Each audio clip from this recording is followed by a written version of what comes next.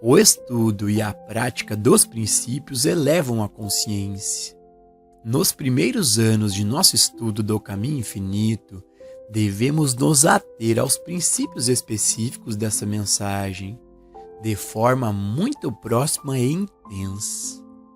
O estudo e a prática desses princípios nos levam ao ponto em que não mais odiamos, tememos ou amamos a cena humana, e desenvolvemos nossa consciência para aquele nível em que percebemos o não poder que o mundo chama de poder e passamos a reconhecer que há algo maior que nós mesmos, funcionando dentro de nós.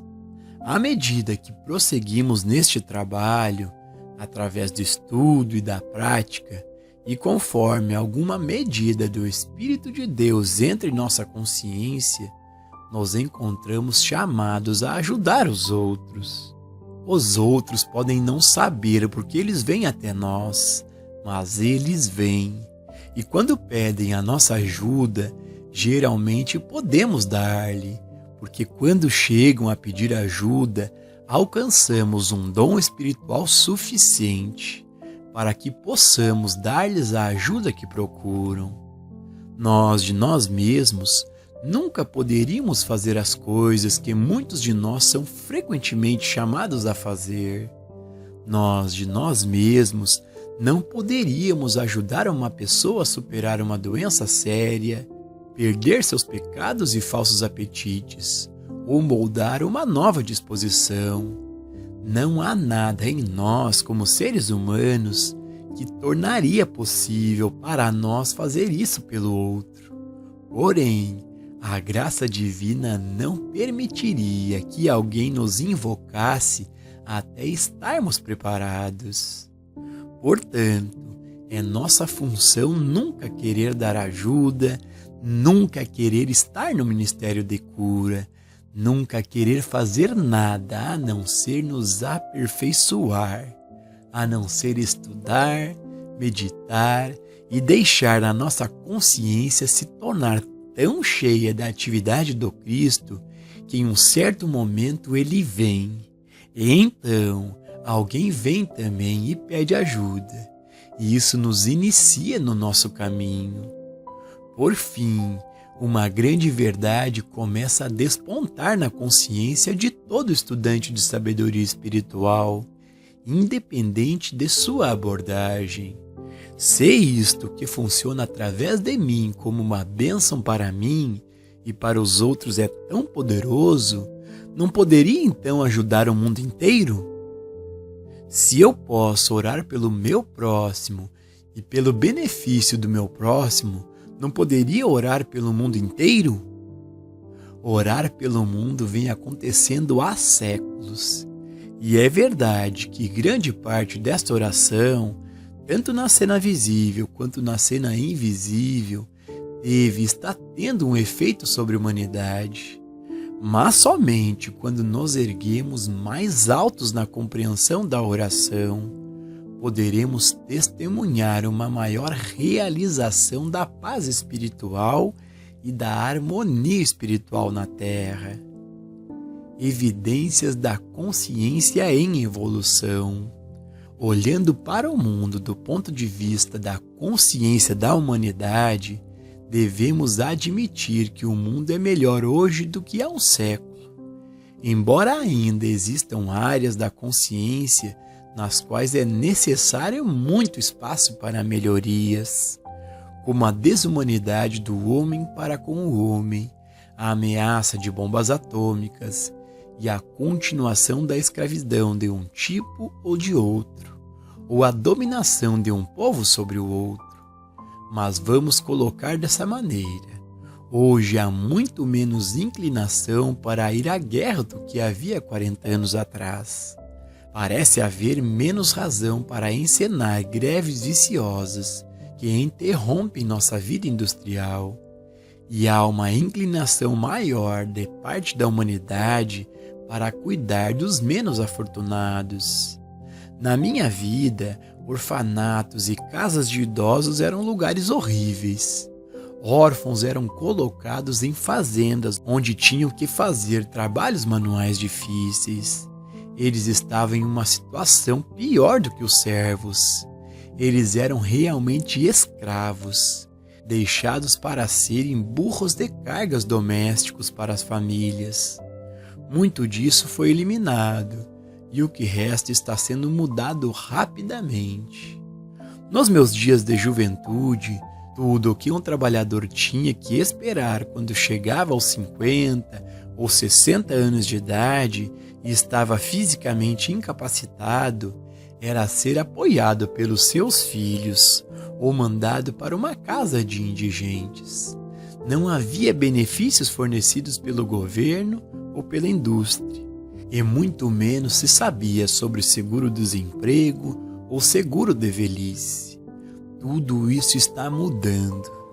A consciência está em um nível mais alto hoje do que há 50 anos e muito maior do que um século atrás. Essas realizações, por maiores que sejam, não são suficientes. A humanidade agora se depara com a questão da sobrevivência. Portanto, todos que obtiveram dotação espiritual suficiente para ajudar a aliviar os indivíduos de suas dores, pecados, doenças, carências e limitações, devem inevitavelmente voltar-se para o assunto maior do trabalho mundial, ou orar pelo mundo. Ao levar adiante este trabalho, deve ser lembrado de que não rezamos para que nossos inimigos sejam derrotados e que nossos aliados obtenham vitórias. Nós não rezamos pelo Partido Republicano, pelo Partido Democrata ou pelo Partido Socialista, porque todas essas orações nos trazem ao nível de tentar melhorar a cena humana em termos do nosso próprio julgamento humano, do que é bom e do que é correto. Para rezarmos corretamente, não devemos orar por nenhuma condição terrena, mesmo que possamos acreditar que temos um plano que salvaria o mundo. Não oramos pelo seu sucesso. Nunca houve um homem tão bom na terra que ele soubesse como fazer as leis beneficiarem a todos. Ninguém nunca foi tão inteligente. Como a humanidade é baseada na lei da autopreservação, nada da natureza humana salvará o mundo. Todos nós não vimos homens bons tornaram-se maus e homens inteligentes que perderam sua inteligência? Todos conhecemos bons seres humanos, mas a menos que esses bons seres humanos tenham sido ativados pelo Espírito, raramente os testemunhamos trabalhando de forma impessoal e imparcial para o bem de todos. E porque isso é verdade para os seres humanos, essa é a razão do fracasso da Liga das Nações e pode provocar o fracasso das Nações Unidas.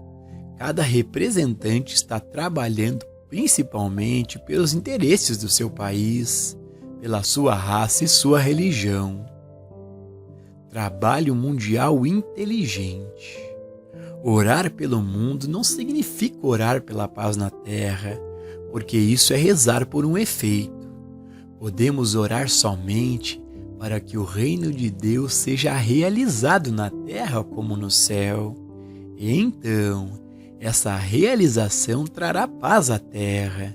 Se, através de nossas experiências com uma mensagem espiritual, tivemos algumas provas de que, na presença do Cristo, a mente carnal não é poder, então podemos prosseguir para a maior compreensão do que é a mente carnal, de que a mente carnal é o braço de carne, ou seja, é um nada. Se pudermos nos convencer de que a mente carnal é um nada, não teremos nenhum problema nos engajar no trabalho mundial, porque, seja manifestando-se como um indivíduo ou como 1 bilhão de indivíduos, existe apenas uma mente carnal. Quando nos damos conta de que a mente carnal é impotente diante da realização da presença do Cristo, estamos ajudando a anulá-la para o mundo. Não é suficiente saber que a mente carnal não é um poder. Devemos saber que é somente na percepção da presença do Cristo que não é poder. A mente carnal é poder em seu próprio nível de ação. Aqueles que querem soltar bombas as soltarão, a menos que a atividade do Cristo os detenha. Nada mais vai impedi-los. É somente quando esta mente carnal entra em contato com o Cristo, com a nossa consciência individual de Cristo, que se prova que não tem poder. Onde quer que Jesus se movesse com sua consciência ativada como Cristo, o pecado, a doença, desapareciam com a sua chegada. O mesmo acontece com cada um de nós. Onde quer que nos movamos com alguma medida de consciência espiritual, alguma medida de pecado e doença deve se dissolver.